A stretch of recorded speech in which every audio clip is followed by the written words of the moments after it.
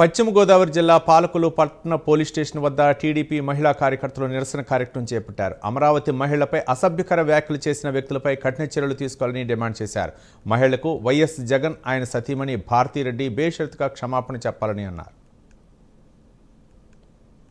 ఏ విధంగా మాట్లాడిన సంస్కారహీనులున్న ఈ ఛానల్స్ని చూస్తే ఈ రోజు సభ్య సమాజం సిగ్గుపడుతున్న పరిస్థితి. అమరావతి రాజధాని అనేది రాష్ట్ర ప్రజలందరికీ సంబంధించిందే కానీ ఏ ఒక్క రాజకీయ పార్టీకి సంబంధించింది కాదు.